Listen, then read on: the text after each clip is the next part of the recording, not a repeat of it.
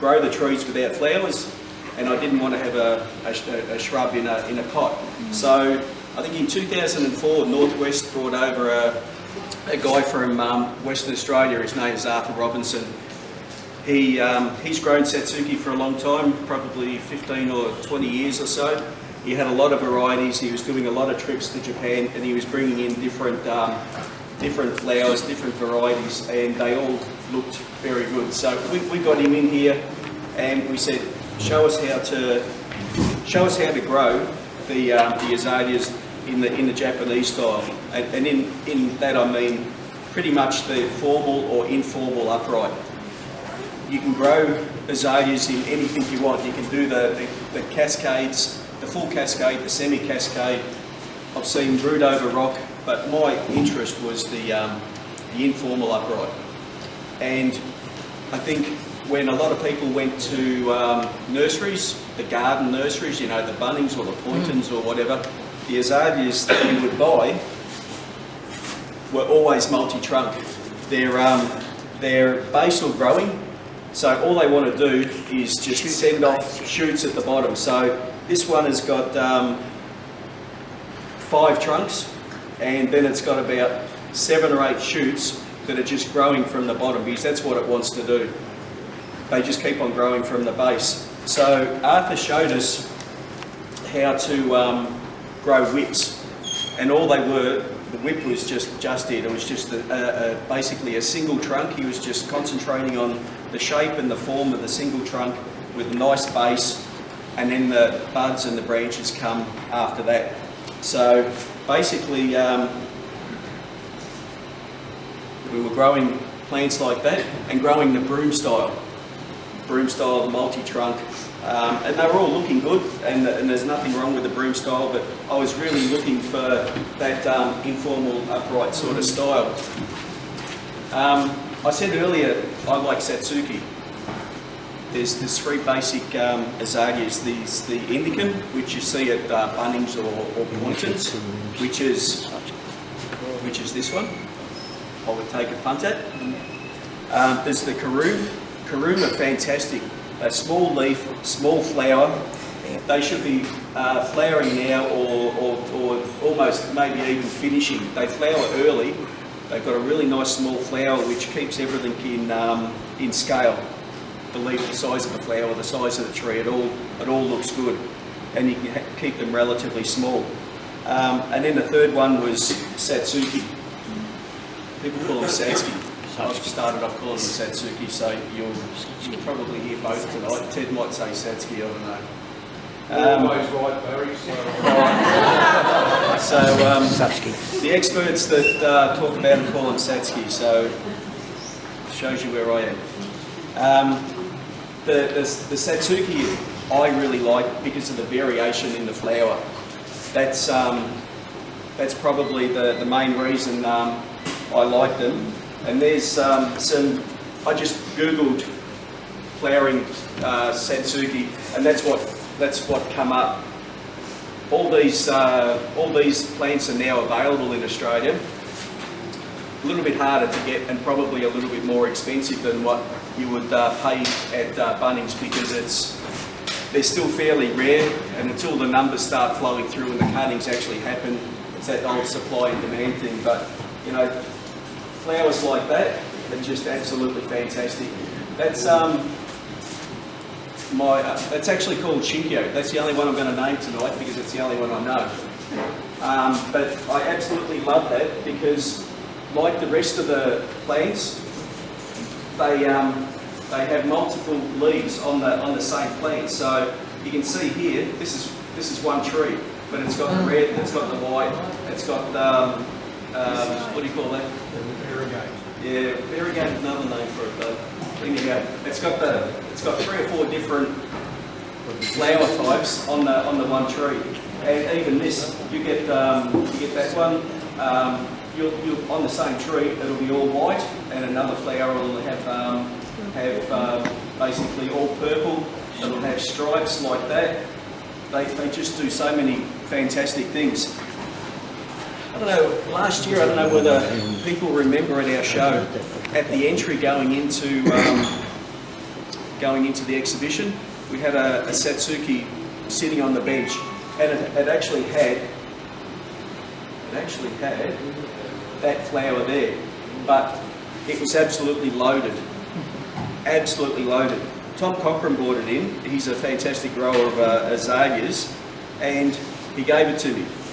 I was actually quite chuffed, and it was very bushy.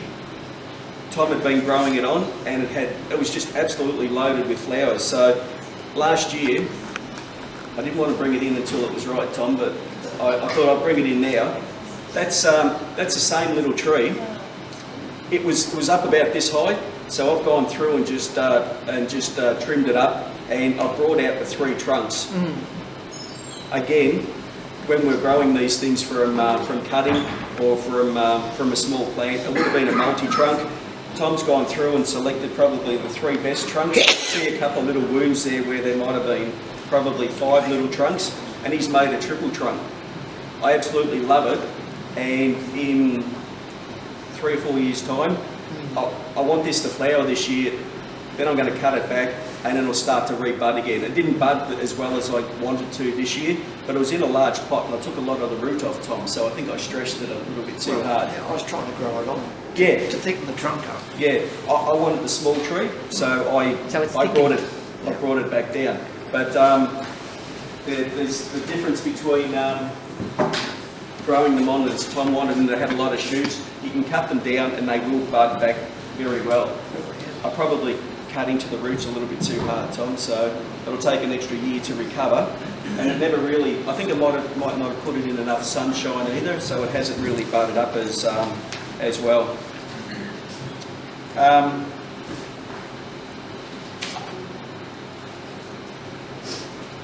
couple of notes that I wanted to make sure that I covered. When we actually select the little tree, and this might have had 5 trees on it, like this one here. It's actually got branches. It's not quite a trunk. It would never make the multi-trunk because the branches are up a little bit high. So I've already had a look at it, and I want to create the whip. I want to get 1 trunk out of it. So all I've done is I've chosen the trunk that I wanted, that I thought would have a bit of movement, and now I want to just go through and clean out the tree. So I'm just going to go through and just cut all that off. I really only want...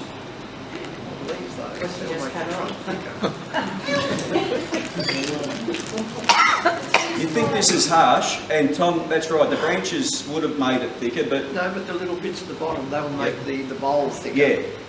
Yeah. I only want to keep probably... I want to try and keep a left and a right, but I want to branch, but I want to keep a lot of material at the top, because if you take too much off the top, the tree will die, because it's because it's the top is always weaker. So I just want to cut that. What I really want this thing to do now is I just want it to bud. I want it. These branches that I did cut off were in the wrong. Always going to be in the wrong position. Arthur would have had no problems at all going through and cutting everything off except for that 3 or 4 shoots at the top. But I'm happy to keep 2. So all I want to do now is, I haven't done any bending or anything, but I just want to put a bit of movement in.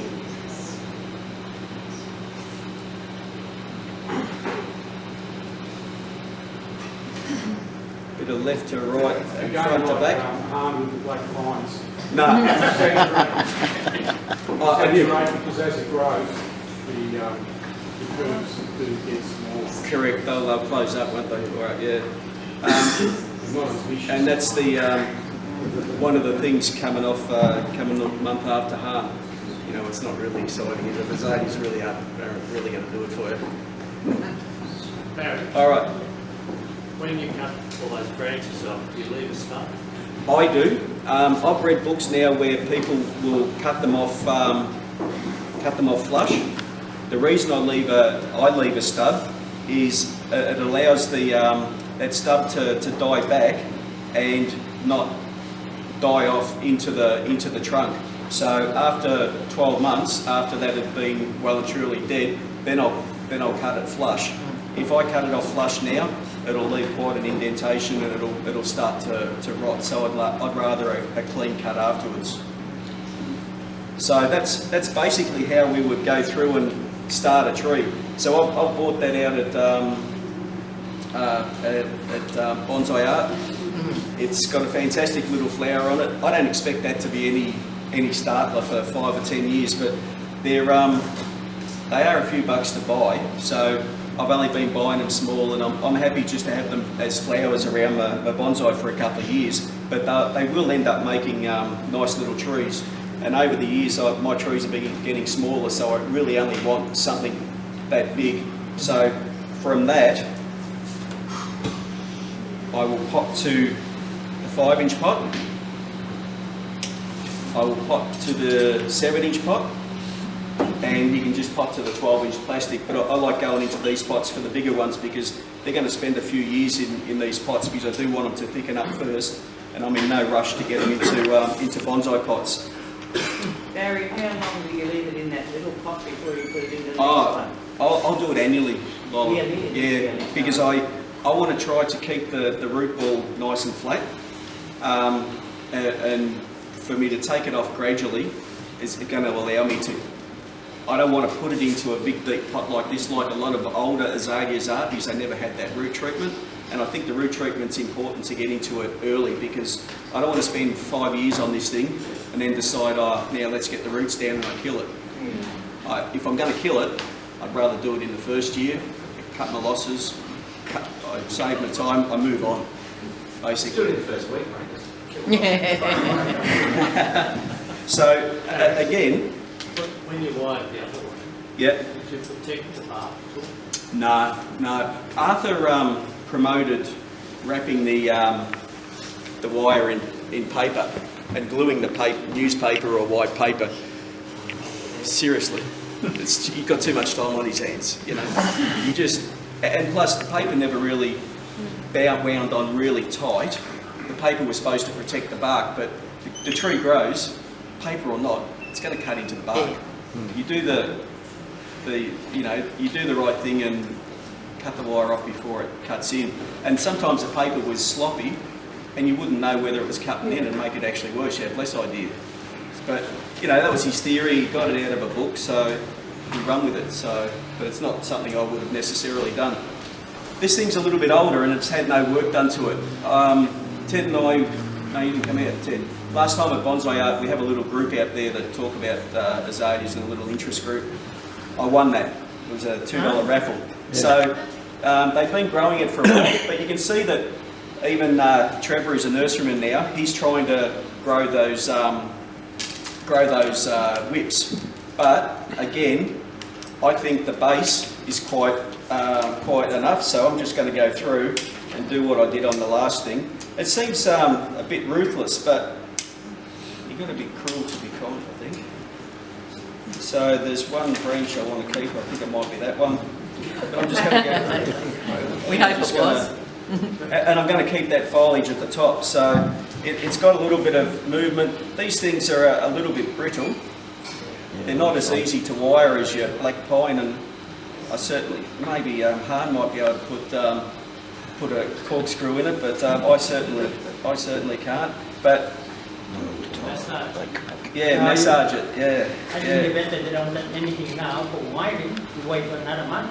Another month. Yeah. Next month we do workshop. Thursday or Friday or this week. Oh, really? Yeah. See, I should have asked you first. Should have moved the meeting. And I would like to. Gee, that's just a little bit risky doing that. Yeah. But, I'd like to actually. I should have. Again, I didn't put heavy enough wire on this thing, and it just wants to spring back. If I put 2.5 mil wire on this instead of 2 mil or 3 mil, I would have done it a lot better. When I get home, I'm going to put a little bit more movement into it, and it's good to try to get. Yeah, I know. Thanks, Ray. You really want to get the movement in early. Because it's a hell of a lot easier wiring 2mm wire with 2mm wire than 3mm wire. That's got a slight little bit of movement in it, but I'm not worried about the crown at the moment. That's got to stay because that's where all my growth is going to be. But through the year, this is going to go nuts and bud. If you're really fussy and you want to see the flowers, I don't really care this year. So I would, if I'm going to repot this, which I'm going to repot one of these things tonight, I'll go through and knock all the flowers out because I want to send all its energy into growth rather than the flowers. So I might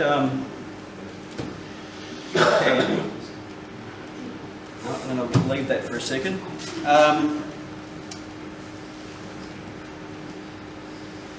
Almost dead. What a lot of people like to do with the azaleas is take cuttings, and for the newer people, you go nuts over these things. These are relatively easy to propagate. There's a couple of different ways of taking the cuttings. Arthur would promote tearing the cutting so it leaves a little heel. Dip that in hormone powder and stick it straight into some propagating material. What I've actually found is I would rather put a clean cut through with preferably a knife just underneath under the node, hormone powder, and pop that in. That's the way that I would do it. But I think this is last year's growth. I would rather probably, if I was going to be taking cuttings, I would probably wait for some of the soft tip stuff to grow, and that's more logical too, because normally you wait until it finishes flowering, which will be Christmas time. It'll finish flowering, you'll pinch all the old flowers off, and then you'll cut the tree back, and that's where your cuttings will be, and that'll have all this year's growth on it. And this is only just starting out now. But they do strike fairly well. I do them from time to time, and in particular, Trevor's charging $1 million for these things, so I reckon I'm going to get some of my money back. So I just struck these last year. This will be last Christmas. Are they both the same variety? Yeah, they are. Good, because you had two labels. Oh, no, both the same. Yeah, So, I thought if you pull them off and they're different, you won't know. yeah. Where do you put them on the heat? Like a heat tray? I did this year, Ted. I had a little one of those little Yates Oh yeah. heat beds with the top on it to make a little sort of cloche to get a little bit of condensation, and they grew reasonably well. Yeah. I got a couple of dozen at home of all the different varieties, and me and Ted have got a deal going that he buys half and I buy the other half, and we share the cuttings. Oh yeah. It hasn't quite worked out that way because I reckon I got more than what Ted has, but I'm not gonna say anything. I don't mind. So basically, a little cutting has been taken out of the soil, and I should have explained as I was doing it. I might do it with this one. All I'm doing is lightly teasing out the roots. I want a nice flat root base. There's lots of roots in here. I didn't think there was at one stage, but it's actually come on okay. So give it a bit of a shake, and didn't bring my old scissors, but I'll just trim around, and underneath, if there's anything that looks like it's growing straight down, I'll take out of that because I want to keep them nice and flat. There's a little pot there somewhere. Yeah, there's two there, yeah. I use my normal mix, my pine and diatomite mix, but for the small stuff I sift it. It's only our steel sifts, probably 2 mil and smaller, and I'll add more copper peat just to make sure that there's not the roots don't dry out. So I just sit it nice and flat on the soil. Don't put too much soil back on top. Give it a little bit of pad down, and this time next year it might be around that size if I grow it really fast. That might be 2 years growth, but depends on some of the Satsuki are very slow and some are actually faster, but some of the faster growth trees will sort of get to that size in 12 months. Would you try I just let shape it. that at this stage? Would you try and put some curves into it? Or No, not? it's a little bit young. But I think in its first year I'd put some shape into it, because still in 12 months' time, Yep. I'm still going to be able to put 1.5 or 2 mil wire on it without any problem. It's when you get to this size, which is probably 4 years old, 3 or 4 years old, they start to get a little bit more brittle. So I don't want to pack it down too much and damage those roots, but that's all we basically do. So I paid Trevor about $15 for that, so if I sell 5 for $3 each, I'll get my money back. So that's just a progression. I can't help it. I try to cut down how many plants I've got, and then I think to myself, there there's 10 plants there, I can't put it in the bin. But that's what we do to start the trees. But so we can grow them from cuttings, or we can collect them from the ground. And Ted's collected this from. Ted will tell you the story. Yes, about this my father-in-law dropped off the perch, and this was in his garden, and my wife wanted something. Was Rhonda's mum's favourite thing. It was magnificent. When it flowers, you cannot see a leaf on it. So the first thing I did was got it out of the ground, trimmed as much as I could to get it into this pot. So it's still basically in the soil that it was growing in the ground, with a bit of bonsai mix like Barry's that I've topped it up. And then we sat down, worked out where we thought the front was, which was about there. And I've gone through it and back to that basic 2-2-2 all the way through. We've bent a couple of the branches around. Again, as Barry said, it's very brittle, so you can only do it a little bit at the time, and you can bend it a bit more now. We didn't try to put 6 mil wire on and try and bend it. We Ted tied just it put down. the guide wire on and just pulled it down. And you can see now it's starting to shoot. We cut a few branches off it, and we're still not sure how far we'll go. How long have you had it? Sorry. I've had it in this pot for 18 months. Yeah. I didn't want to, as Barry said, you want to make sure it survives before you spend too much time. Especially when it's a family heirloom Yes. tree, Yeah. And it's really hard. And I you think go looking for something like that. Yeah. Yeah. There's not many around. And if like it that. dies, I think I'm out of the house. Yeah. Yeah. We've got a spare cat house at our place. Have you? So, Yeah. yes. As long as I can stretch out, I don't mind it, please. So I think I said earlier that Satsuki and Karoom were my favourites, but when you get a collected indicum that's of a good size, you just can't go past it. I think that's going to be a very nice tree. And when Ted first got it, we, as he said, we went through and did a little bit of selection, and we moved a few branches, a few trunks around. The decision's still in the air whether we reduce more trunks. It could have 3 trunks in there, or we could just leave it as a multi. If we leave it as a multi, branches still need to come down and shortened, and we've still got this big issue in here where it's very straight and there's no buds on it. With azaleas, the more you cut back, the more chance you have, and the more light you let in, the better the opportunity of getting buds. And it's like all plants, but more the azaleas. But yeah, he's actually getting a few, so it's a patience game. You sit back and you just wait. We'll talk about another tree on the end soon. It's just a smaller version, so you just sit back and wait. You cut into it.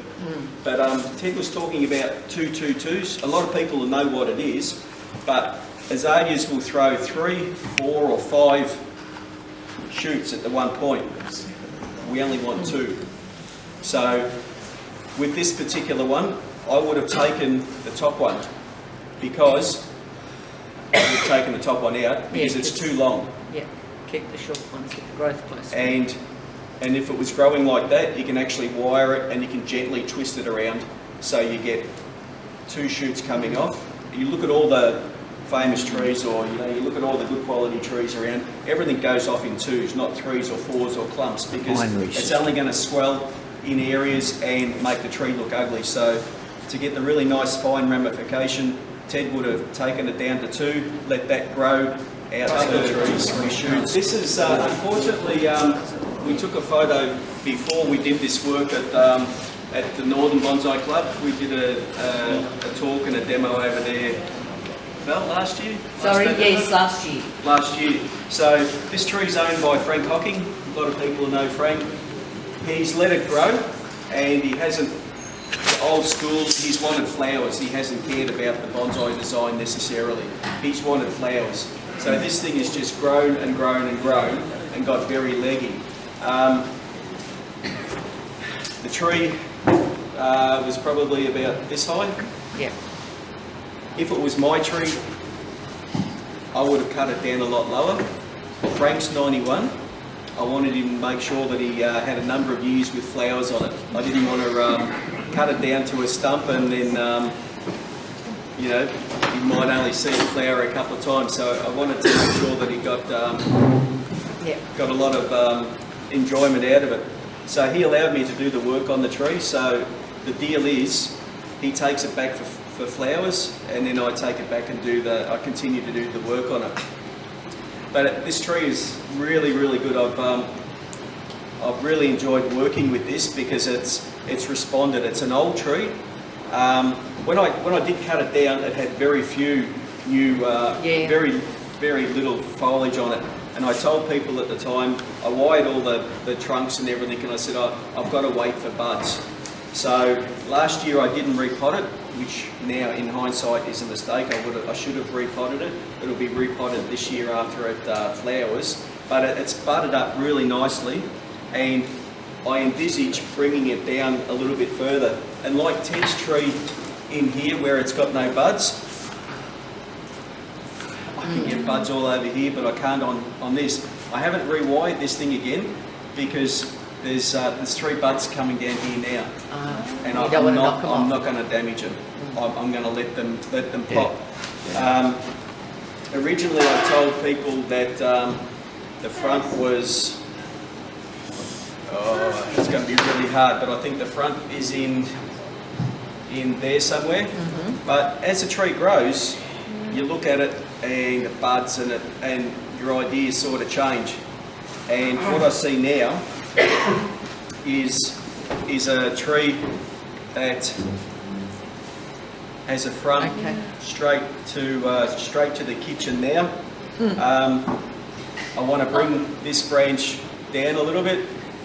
You just used the guy wire to pull this one up because I had it really as a broom.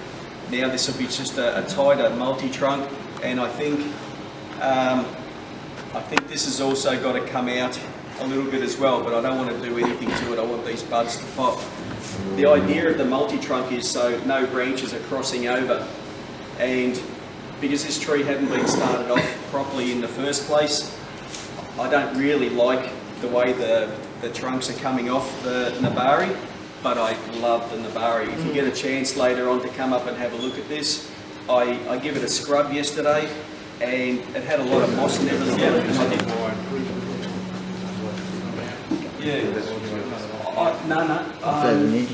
I think that potentially might be a small trunk. If we're going to keep all those trunks, not that long, but that's a nice.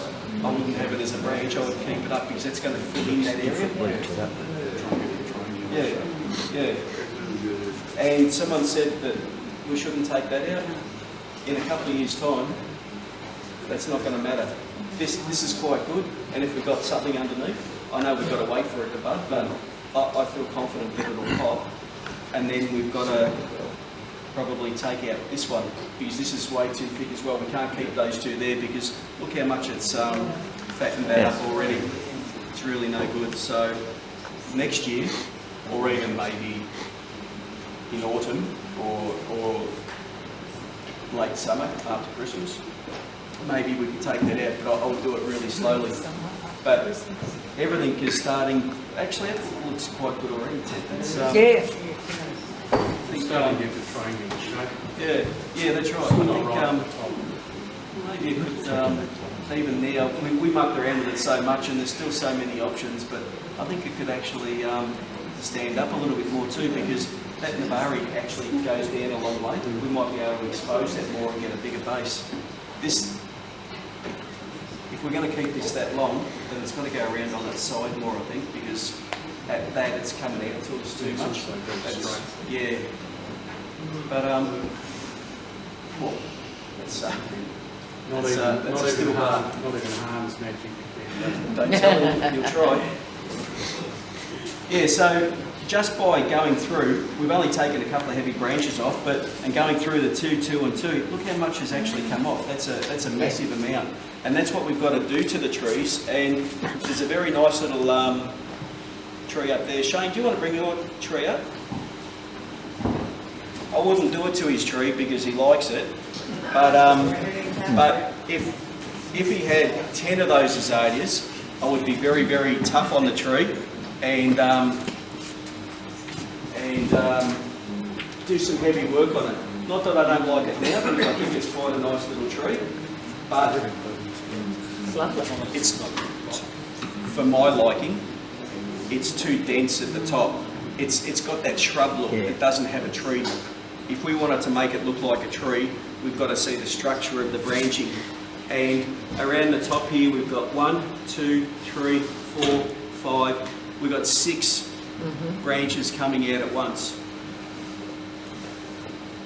That's no good because it's going to thicken up here, and that's very parallel already. We've got to get in and reduce some of those branches. It's going to thicken like that one up there. Yeah, that's exactly, that's just in a smaller scale, you're right, right? Yeah. Even these branches here, they're little balls of foliage, and it looks like a shrub. Without being critical, Shane, that's what I think. I like the tree, but it hasn't got the tree style yet, you know? I'm not gonna, but we'll do it just one-on-one at the workshop next month if you want, and let it flower and enjoy the flowers because it's going to go nuts pretty soon. Yeah, it's not far. But it's not to the extent of making a whip, but that tree is very close to taking quite a bit out. The trunk line stays, but these 2 branches here, they're both too heavy. I would take them both out and trim the back branch back quite heavily just to get it to bud, and that's the extent that I would take out of the top, or else you might weaken the top too much. But the branches, I don't mind this little twin trunk, the branch coming off here, that's okay. But again, see how the branch comes out and then it's heading for the sun, it's going straight up. That's not natural, so we've got to wire that down so the branch comes out naturally. And this really heavy shoot growing straight up, that's got to go. So if we did the work on it that I would think I'd like to do on it, you're going to go home with a skeleton. You shouldn't be disappointed, but if it was your best azalea, then it's hard to make that call, but it's something that probably should be done. Because in 3 or 4 years' time, that's when you'll get the benefit of it. You'll actually enjoy it then. The other tree I wanted to, this is 2006, where it's starting to grow, and that's got some flowers in it, but you'll see a very shallow pot. Love the pot, and but I wanted to improve the Nabari. I'm not sure whether that photo is a little bit dark and the projector isn't flash, so it doesn't really show it that well, but it's sitting up like a pudding. The roots had been started off in a relatively small pot, and when it went into the bigger pot, it might have just got slip potted, and the roots were already going to the edge and going straight down. They weren't teased back up to make them nice and radial. So that's where I was left with the what I call a pudding root ball. So I decided it had to go into a deeper pot. The green was okay, I liked it, but the blue also really shows off the pink flowers. So for that time of year when it's flowering, it actually does a good job. So in the 2 years that it's been in the bigger pot, it's grown probably 10 or 15%. So for a 20-year-old tree, thereabouts, I think it's about, if I've had it for 12, I'm sure it was more than 8 when I first got it. For a 20-year-old tree, the last 2 years has served really, really well. I wasn't totally happy with the base at that stage, and Joe was actually out at my place one day, and I said, I'm not really happy about it. And he goes, yeah, I know, you got it turned around the wrong way. So where I had my front was there, where Joe's front was, and I hope I'm still right, Joe. It meant pulling the top forward, but there was a much better root base at the back, and the movement was a lot nicer. This front, or this top, really had to go forward, but you know, I've been working on that right from 2004, and I had it locked into my head that was the front, and it was the only front that I could imagine, because I just was locked in. So fresh eyes come in, and a better grower as well. Joe's had a look at it and said, "No, you've got it the wrong way around." Because this is my back branch currently, and the first branch shouldn't necessarily be the back branch. It is. And I think I might have discussed with Joe at the time, I said, I'm thinking about taking it off, because it's the height of the tree, it allowed me to have this as the first branch, because I thought, you know, about a third, you know, it just sort of fits into all the scale and everything. And then when he looked at it and said it should have been around the other way, it certainly makes sense. I haven't done it, Joe, but I'm still thinking about it. But the deeper pot certainly has helped at no end. But the root base is still, when I do repot it, it's still nice and flat. And I've just actually buried it a little bit for these roots to start growing out. And I really think that in 5 years or so, this is going to be quite nice. I want to get more off the bottom in this repot, so I can bury it a little bit further to get soil in around here, so I lose the pudding. Definitely, if you can see that, that's more radial, and it's a lot flatter, it's a lot nicer. But I think that I can actually get it there. But time will tell. You know, in 5 years' time, I might come back and say I turned it around. It's now the back, but I don't think so. So yeah, so.